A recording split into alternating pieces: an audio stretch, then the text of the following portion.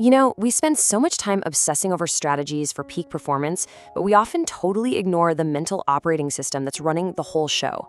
So today, we're going to decode the playbook of David Goggins, a guy who went from being a statistic to a symbol of human endurance. And we're not just talking about fluffy motivation here. We're breaking down the exact mental tools he forged to completely rewire his own mind. It all boils down to this one idea, Goggins' famous 40% rule. The basic idea is that when your mind is screaming at you, telling you you're done, that you have nothing left, you've actually got this massive, untapped 60% reserve of potential just sitting there. So the real question we're going to answer here is, what are the actual practical steps to unlock that other 60%? For Goggins, this whole journey didn't kick off with some cool training montage. Nope. It started in a really dark place. I mean, picture this. He was nearly 300 pounds, working a dead-end pest control job, and was completely haunted by a traumatic past. He hit a point where he realized that no real change was even possible until he confronted the brutal, unvarnished truth about his own life. And he started with this, the accountability mirror. And look, this isn't just some nice metaphor. It's a literal physical tool that he created. It's the very first step in turning self-deception into a solid foundation for action. So instead of running from his flaws, he literally put them front and center where he couldn't escape them. The process itself is pretty simple, but man, is it powerful. So first up, you gotta get brutal. Write down the missed promotions, the fumbled projects, your personal sticking points. Think of it as the most honest performance review you will ever give yourself. Step 2, you make them unavoidable. But step 3 is the real key here. This isn't about shaming yourself, not at all. It's about taking radical ownership to create a clear, undeniable starting line for what comes next. Okay, so with that foundation of raw honesty, Goggins sets a goal for himself that sounds, frankly, insane. Lose over 100 pounds in just 3 months to qualify for Navy SEAL training. An undertaking like that required a completely new level of mental resilience. Wow. I mean, just look at the difference here. On one side, you've got a man who feels like he's going nowhere, facing what seems like an insurmountable physical barrier. And on the other, you've got the beginning of an elite warrior's career. To bridge a gap that big, simple motivation just wasn't going to cut it. He had to forge a new mental tool. And that tool is the cookie jar. Think of it as your own personal highlight reel of grit. Psychologically, it works because it reinforces your belief in yourself. When your mind is just screaming, I can't do this, you mentally reach into this jar and you pull out a cookie, a real, tangible memory of a time you did do the hard thing. It's a reminder of the tough stuff you've already beaten. And look, this translates perfectly to the professional world. Your cookie jar doesn't have to be about physical feats. It can be for mental ones. That time you salvaged a failing project that everyone else had given up on, that's a cookie. The time you mastered a complex piece of software that was a total nightmare, that's another one. Each one is hard proof of your own resilience, just waiting for you to draw on during the next big challenge. So with his resilience building, Goggins enters the absolute meat grinder, Navy SEAL Hell Week. We're talking about a brutal 5-day test where quitting is basically the norm. But for Goggins, just surviving wasn't enough. He needed a competitive weapon. He called it taking souls. And yeah, it sounds intense because it is intense. This is a profoundly aggressive mental framework. It's not just about doing your best. It's about demonstrating a level of effort so extreme that it completely demoralizes your opponent, or in his case, even the instructors who were trying to break him. And here's how it worked in practice. During Hell Week, when every single person, including the instructors, was exhausted, miserable, and just waiting for him to quit, Goggins would smile. He'd ask for more. He'd perform drills with crisp precision. Now, in a professional context, this isn't about crushing your colleagues. It's about setting a standard of excellence so high that your performance alone can inspire your whole team and completely redefine what everyone thinks is possible. You'd think, after becoming a SEAL, the guy would take a break, right? Nope. He began a whole new phase of mental mastery. This time, it wasn't just about enduring pain when it showed up, but about actively seeking it out to build a kind of mental armor. He calls this the armored mind. The idea here is actually pretty simple, but it is so powerful. By voluntarily putting yourself through difficult things over and over again, you callous your mind. Pain and discomfort stop being these terrifying signals to quit, and instead, they just become familiar feedback that you know you can manage and work through. And he found the perfect place to test this armored mind, a world record attempt. a pure, grueling test of physical and mental limits. This wasn't just a workout for him. This was a laboratory for his theories on pain. But his first attempt was a catastrophic failure. I mean, we're talking a total system shutdown. His body just gave out. His hands were literally shredded, with torn calluses and fractured bones. By all logical measures, he was done, finished. So now you've got this massive conflict, right? His body was sending every possible signal to stop. But Goggins was convinced that the real barrier wasn't physical.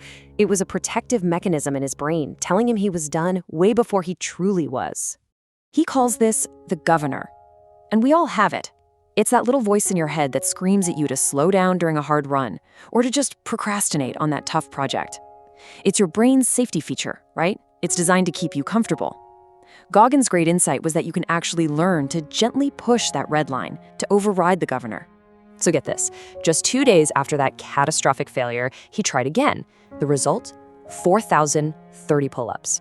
He didn't just break the world record, he absolutely shattered it, proving that you can consciously push past that internal governor and access a completely different level of capability.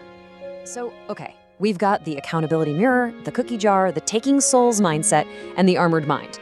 But what holds it all together? What provides the fuel when willpower and all these mental tricks inevitably start to run out? So to find that answer, Goggins does something that, on paper, makes zero sense. He takes on the Badwater 135. It's one of the world's toughest foot races, right through the hottest place on Earth. And he decided to do it on a whim with almost no real preparation. Which brings up the big question, right? Why? Why on earth would anybody do this to themselves? It just seems purely masochistic. But there was a reason, and it's probably the most powerful tool in the entire Goggins playbook. His mission wasn't about him. It wasn't for a trophy or for personal glory. He was running to raise money for the Special Operations Warrior Foundation to support the families of his comrades who had made the ultimate sacrifice. And that, right there, is the ultimate key. During that race, Goggins' body completely fell apart. He was in agony, but every single time he wanted to quit, he thought about those families, that purpose, that mission that was so much larger than his own pain. It became an infinite source of fuel. So the final thought is this. Goggins didn't wait around for challenges to find him. He built his mental armor by actively seeking them out in his own personal discomfort gym. So the real question I want to leave you with is this. What is the small, voluntary hardship you can take on tomorrow to start building yours?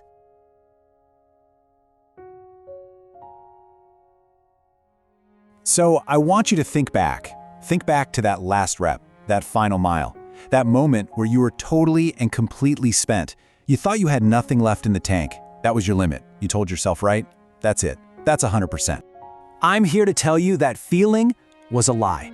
When your body was screaming, when your mind was begging you to quit, you weren't at 100%. Not even close. You were right here at 40. Okay, let's break this down. It's called the 40% rule. See, your brain has this built-in safety switch. It's a survival thing called a mental governor. And its whole job is to protect you by yelling, "Stop!" long before you're actually out of fuel. But here's the thing. That means there's another 60% of you just waiting, a whole other level you haven't even met yet. Our job is to make that introduction. So how do we get past that governor? How do we unlock that 60%? Well, it's not magic, it's work. This is the playbook. And this is where we separate the people who want it from the people who earn it. Look, some people are just born with a gift, natural talent. Good for them. But talent, that's just the starting line. The great equalizer is obsessive preparation. Talent might get you in the door, but a relentless work ethic, that lets you own the whole building. And this is what putting in the work actually looks like. It's a full-on, calculated attack on your day. First, you audit every single minute. Then you schedule every hour. You find those wasted moments and you get rid of them. And then, and this is the whole game, you execute. No excuses, no hesitation, you just do it. So, you've done the work. You're better. You're good. Maybe you're even great. But we're not training to be good. We're training to be elite. This is about becoming uncommon even among the uncommon. And right here, this is the biggest trap there is, the comfort of good enough. It's that point where most people take their foot off the gas and they just coast. But the truly elite, they see that finish line as a starting block for the next race.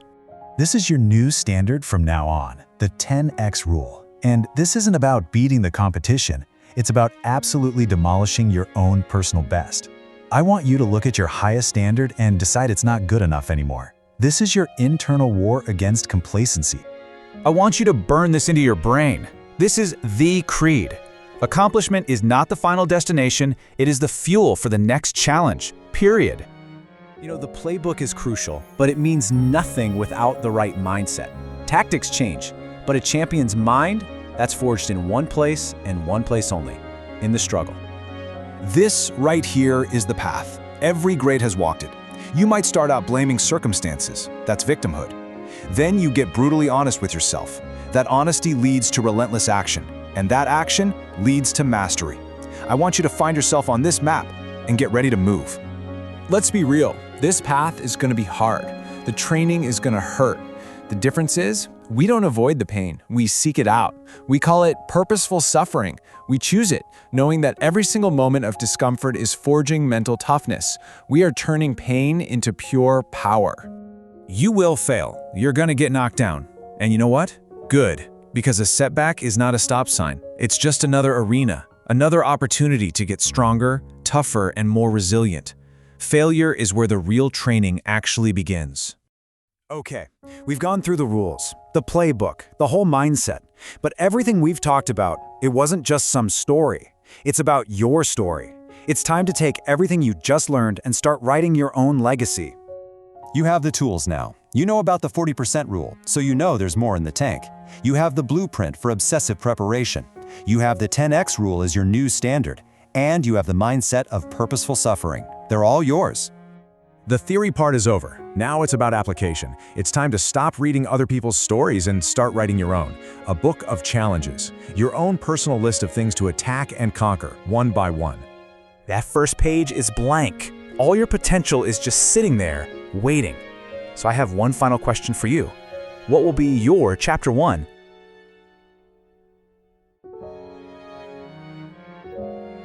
So I want to kick things off with a question, and it's a big one.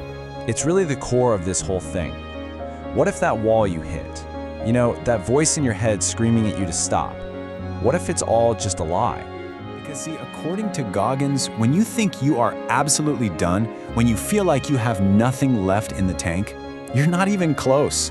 You're right here, at 40%. And that number, that's the key to unlocking a massive reserve of potential you probably never even knew you had. And that brings us right to our first big idea, which Goggins calls the 40% rule. It's basically this. Our perceived limits, they're a huge deception that our own minds are playing on us. You know, what's so fascinating is why this even happens. Your brain, it sends out this stop signal, but it's really just a protective mechanism. It's designed to keep you safe and comfortable way before your body is actually in any real danger of being exhausted. And look, the key thing to get here is that this isn't some motivational poster slogan. Goggins figured this out in the real world, through insanely hard physical challenges like Navy SEAL Hell Week and ultramarathons. He literally trained himself to recognize that feeling of being done for what it really was, just a suggestion from his brain, not a direct order from his body. But here's the catch. You can't even begin to push past that 40% mark if you're lying to yourself about where you're starting from. And that brings us to the absolute foundational tool in this whole kit, the accountability mirror. You gotta picture this. At his lowest point in life, overweight and a dead-end job, Goggins literally forced himself to look in the mirror and confront the raw, ugly truth. He just stopped looking away.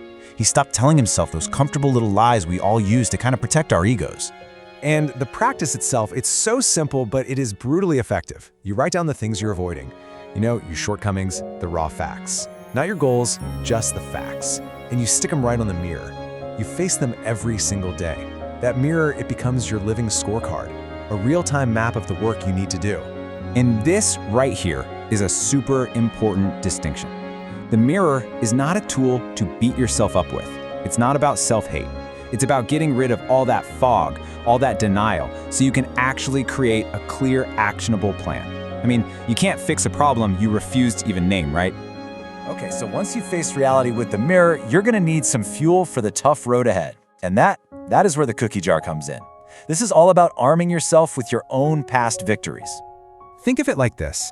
You're in the middle of some horrible challenge, and your brain is just screaming at you, quit, just give up. The cookie jar is your immediate counterargument. It's this mental file cabinet you can reach into to pull out proof and remind yourself, hey, I've been through hard stuff before, and you know what? I made it through. And listen, these cookies don't have to be like world record achievements. They are your personal wins. Just getting through a really tough time or finally having that difficult conversation you were dreading. Heck, even failing at something but having the courage to try again. All of those are powerful, valid cookies for your jar. See, this is where it gets really powerful. Most of us, we use our past as a source of pain. We dwell on our failures. The cookie jar completely flips that script. It weaponizes your own resilience and turns every past struggle into a source of strength you can use right now. So we've got our honest starting point from the mirror. We've got our fuel from the cookie jar. But what exactly are we fighting against here? Why does our mind tell us we're done when we're only at 40%? Well, it's because we all have this little antagonist living inside our heads, and Goggins calls it the governor. Honestly, this is such a perfect metaphor. Just like a governor on a truck's engine keeps it from going too fast, your brain has a built-in regulator that trips the second you feel any real discomfort. Its only job is to keep you safe and comfortable, not to help you reach your absolute peak performance. And this is exactly why it's so powerful, why it's so hard to beat. The governor is a master of deception. The signal it sends, that feeling of total exhaustion, of hitting your absolute physical limit, it doesn't whisper, it screams. It doesn't feel like a gentle suggestion, it feels like an undeniable physical fact. Learning to see this difference, that's the entire game right there. The governor creates the sensation of a real limit just to enforce an artificial one. So the key is to start questioning that feeling. Ask yourself, is this really my body failing, or is this just my mind trying to protect me from being uncomfortable? So let's just pull it all together for a second. You can see how each tool is specifically designed to fight a different part of the governor. The mirror just rips away its cover of denial. The cookie jar gives you hard evidence to counter its lies. And the 40% rule? That shows you exactly how much potential the governor is holding you back from. It's a system. Now, obviously, this isn't just about running 100-mile races. The real magic happens when you start applying this whole toolkit to every single part of your life. Think about it. Your governor is firing all day long. It's that little voice telling you, nah, don't have that uncomfortable conversation. It's that feeling of dread that stops you from applying for that ambitious job or starting that project you've always dreamed about. It sees any kind of discomfort as a threat and immediately signals retreat. And really, this is the ultimate takeaway. True, unshakable self-confidence, it's not built by standing in front of a mirror and telling yourself you're great. It is forged in the fire of doing things you genuinely thought you couldn't do. It all starts with the radical honesty of the accountability mirror, and it is earned step by step through action. So I'll just leave you with this to think about. The governor's voice is convincing. It is loud, but now you know it's game. The next time you hear it, the next time you feel that wall, what are you going to do?